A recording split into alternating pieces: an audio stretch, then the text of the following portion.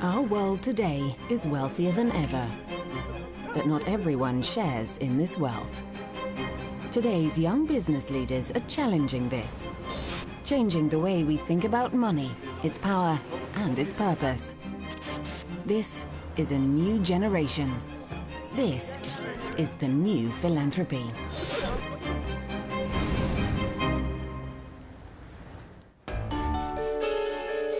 Beatrice Trussardi is part of one of Italy's most famous fashion families.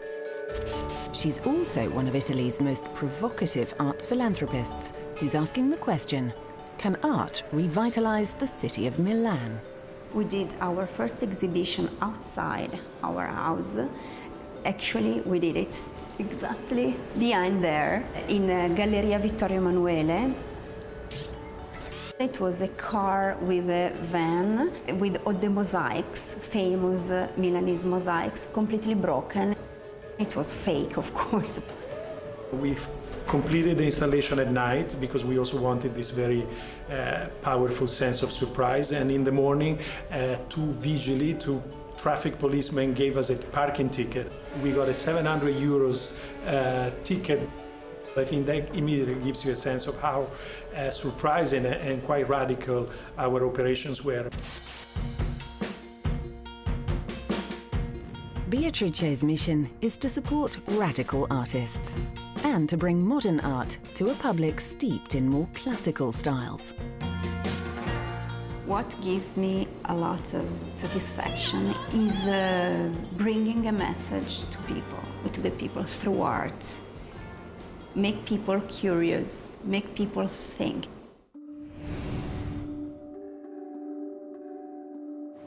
The fashion brand is more than 1 century old. My great-grandfather founded it. We are the 4th generation, and we are trying to bring contemporaneity and the innovation and the new freshness to an historical brand.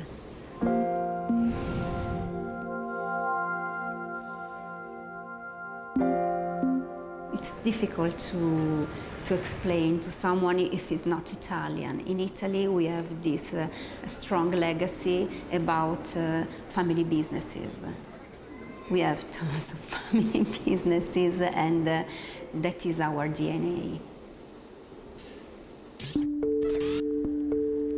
Trussardi brand was born as a gloves brand. It made fantastic gloves in leather, very high quality. In fact, they were sold also to the royal English family. But in the 70s, nobody used to wear gloves anymore. So my father had to think how to twist the brand in something else. He decided to take the same elements of quality, innovation, in the manufacturing innovation, and the quality of the material, and translate those features in new products.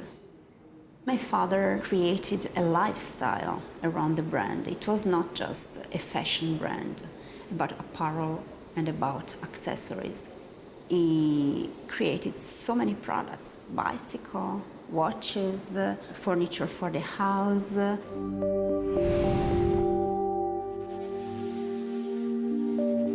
When my father passed away, I was living in New York, and I decided to come back and to carry on the legacy, the family legacy, the business, and that was something I really strongly felt. The teaching I really bring with me about my father are curiosity, passion for what we do, and enthusiasm.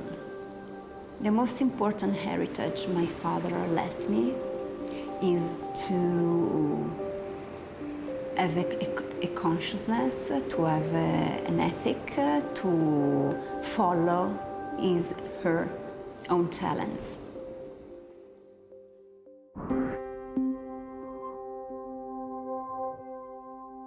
Beatrice is a very bright person, I think. She is extremely intelligent. She can get to the point very quickly. She also, I think, have the privilege and the smartness of choosing the right people and right partners to basically develop her projects, no matter what the projects are. And this also made her, I think, a leader in terms of ability to create teams and manage teams. Beatrice is a silent leader. What I mean by a silent leader is she's not a woman who is seeking the spotlight, but she doesn't shy away from the spotlight. The spotlight is interesting to her if it's a way to highlight the work that she's doing.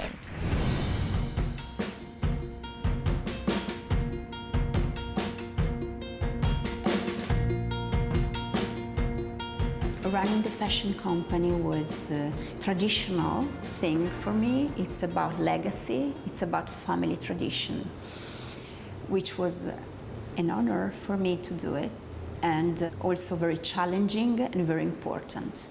I think the foundation is more my personal project. It was founded by my father. It's also a family foundation, but it became my project.